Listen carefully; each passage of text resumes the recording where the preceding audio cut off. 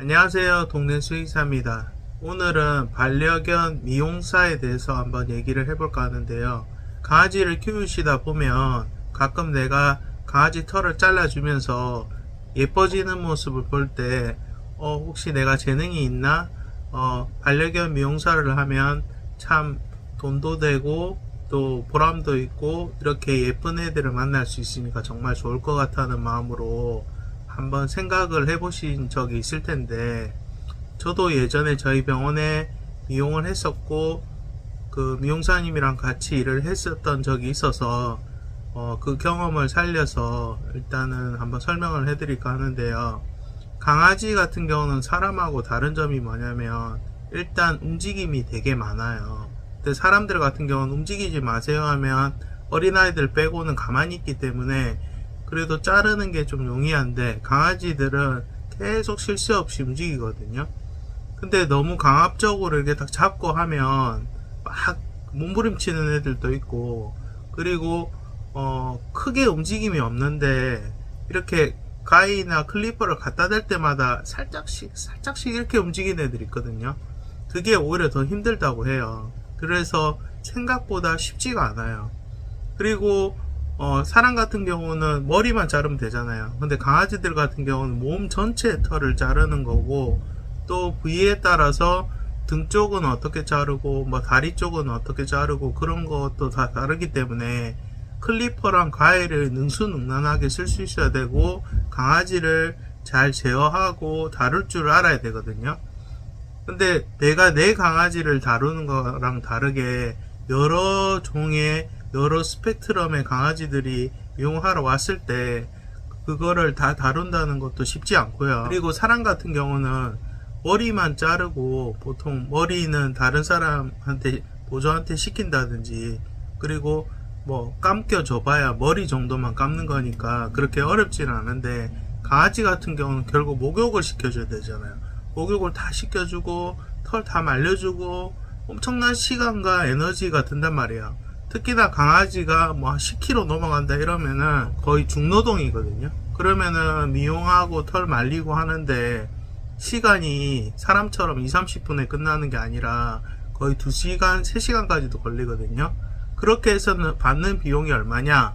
그러면은 10만원 미칠 거란 말이에요. 뭐 6만원, 8만원. 물론 이제 중형견 넘어가면 10만원 넘을 수도 있는데, 일단 대부분 소형견들은 내가 한 2시간 정도 시간을 들이고 한 5, 6만원 정도 받는다고 했을 때 그 노동 강도랑 난이도를 생각을 하면 사실 그렇게 추천하고 싶진 않고요. 그리고 그 미용실이라는 폐쇄된 공간에 갇혀서 막 털 날리고 이러니까 더운데도 마스크 쓰면서 해야 되고요. 또 강아지들이 있다 보니까 에어컨을 마음대로 틀 수도 없고, 틀었다고 해도 막 털이 날리고 엉망진창이거든요. 그래서 예전에 미용실에서 이제 미용사님이 미용하는 걸 보면은 이제 저는 어떤 생각이 들었냐면, 혹시나 내 지인 중에 미용사가 되고 싶은 사람은, 사람 미용사는 잘 모르겠지만 일단 반려견 미용사는 절대 저는 추천하지 않아요. 일단 보통 여자분들이 많이 하시잖아요. 근데 이제 가위질이나 그 클리퍼를 많이 쓰다 보면은 이 손목에 터널 증후군도 생겨서 이제 몇 달 일하다가 손목이 나가는 경우도 많고요. 그리고 강아지를 다루다 보면 손이 물리기도 하고, 막 되게 심한 거 인터넷에 나오잖아요. 뭐 손가락 거의 잘릴 뻔 했다고. 그러니까 사실 저는 미용사는 정말 사명감을 갖고도 해야 되지만 진짜 돈 많이 받아야 된다 생각하거든요. 그만큼 되게 힘들고 거의 3D에 가까운 업종이기 때문에 정말 좋아하고 내가 재능이 있고 예쁘게 해주는 것에 대해서 엄청 보람을 느끼시는 분들만 하셔야지, 별로 재능도 없고 또 멘탈이 되게 약하고 이런 분들은 되게 힘들 거고요. 그리고 이게 아무래도 서비스업이다 보니까 내 나름대로 열심히 했어요. 예쁘게 했는데 또 보호자가 마음에 안 든다고 컴플레인을 하게 되고 다시 또 수정을 해줘야 되고, 그런 부분도 다 생각을 해야 되고요. 그리고 예전에 제가 10년 전에만 해도 제가 개원을 할 때는 동물병원에도 다 미용실을 만들어서 미용 서비스를 기본적으로 했거든요. 근데 요새 신규 병원들이나 새로 생기는 병원들은 아예 미용실을 안 만들고 그 공간에 수술실을 만들어서 아예 애초부터 미용을 안 하는 병원들이 점점 늘어나고 있기 때문에 미용사들의 입지도 점점 좁아지고 있고, 그래도 옛날에 미용을 배우면 동물병원들이 많으니까 거기에 내가 프리랜서든 직원으로 들어가서 취업을 할 수 있었는데, 이제는 미용샵에서만 일하거나 아니면 본인이 사업자로 가게를 차려야 되는 상황이 생기고, 제가 말씀드린 것처럼 그 5만원, 10만원을 벌기 위해서 내가 거의 2시간을 소요해야 되기 때문에 하루에 매출이 한정적이란 말이에요. 뭐 하루에 10마리를 할 수 없잖아요. 그러면 5만원씩 6마리 해봤자 하루 매출이 30만원 밖에 안 되기 때문에 그런 부분도 다 생각을 해야 되고, 생각보다 저희 동네도 그런 미용실이 생겼었는데 다 폐업하고 남아있는 게 몇 개 없거든요. 그래서 동물병원은 그나마 부가가치가 있잖아요.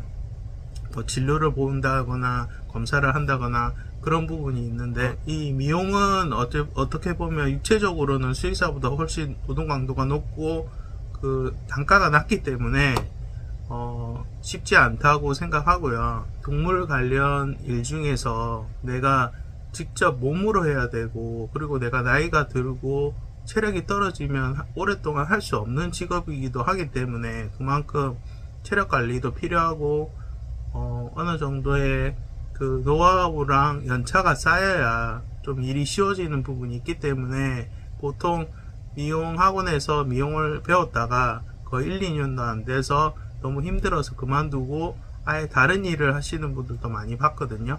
그래서 만약에 미용에 관심이 있으시다면 실제로 미용사분을 만나셔서 그 업계의 애로사항이나 그런 거를 들어보시고 신중하게 결정을 하시는 게 좋을 것 같습니다. 저 오늘 영상 도움 되셨다면 구독과 좋아요 부탁드리고요. 다음에 좋은 영상으로 뵙겠습니다. 안녕히 계세요.